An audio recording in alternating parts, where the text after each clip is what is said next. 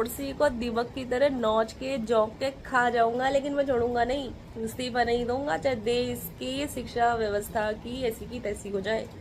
मैं अपनी कुर्सी नहीं छोड़ूंगा। मैं क्यों छोड़ूं भाई, मैं क्यों छोड़ूं?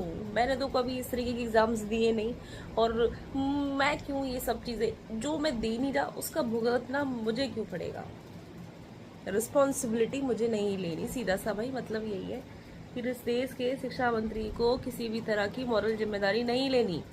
वो बंदा आता है चूतिया का पट्टा इतना कि मतलब उसको तो बच्चे पकड़े और पेल दें, उसको ऐसी हरकतें वो कर रहा है ना। और फिर सालों तुम बोलते हो कि बच्चे आतंकवादी हैं। हम जैसे बच्चों को कॉकरोच बोला जाता है, आतंकवादी बोला जाता है ना, ज्यादा ड्रामे करने वाले बच्चा बोला जाता है। तुम क्या कर रहे हो हमारे साथ? तुम कर क्या रहे हो भाई हमारे साथ? हमारे पेपर तुम टाइम पे नहीं कराते, पेपर टाइम पे हो जाते हैं तो उनका रिजल्ट टाइम पे नहीं आता, जिनका रिजल्ट आ जा रहा है फिर उनके री एग्जाम हो जा रहे हैं, री एग्जाम वालों का भी पेपर कैंसिल हो जाता है, फिर वो कोर्ट में जाता है, कोर्ट में फिर वो 2 से 3 साल पड़ा रहता है, फिर कोई एग्जाम का नोटिफिकेशन आता है, फिर तुम उस एग्जाम को 4 साल लटका के। भाई साहब ये लूप तुम सोच रहे हो तुमने कैसा क्रिएट कर दिया है? ये लूप तुमने ऐसा क्रिएट कर दिया है कि वो बच्चा ना तो वो इधर जा पा रहा है ना वो इधर आ पा रहा है। तुमने फंसा दिया है उस बच्चे को भाई, लिटरली तुमने फंसा दिया है। तुम हमारे पैसे पे नाच रहे हो भाई, तुम हमारे ही सर पे चढ़ के नाच रहे हो। वो क्या बोलते हैं, हम हमारी स्थिति ऐसी हुई कि हम कुछ कर नहीं पा रहे भाई, तुम लोगों के साथ हम कुछ कर ही नहीं पा रहे हैं।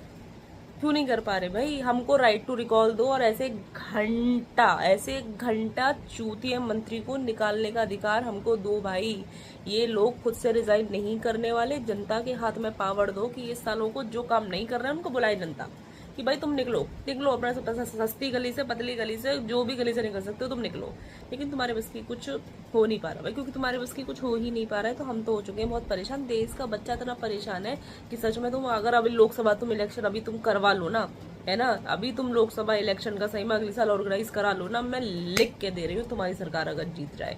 और केवल और ये पता है, ये और वो सरकार की बात नहीं है कि मैं ये बोलूँ कांग्रेस आ जाएगी या अदर कोई सरकार आ जाएगी वो बैठ ना। ये स्कैम्स तो इंडिया में होते आए हैं भाई, ये स्कैम्स तो होते ही आए हैं। यहाँ पूरे व्यवस्था में ही दिक्कत है भाई। कुछ सरकार ज्यादा करती है, कुछ कम करती है, करती सब है।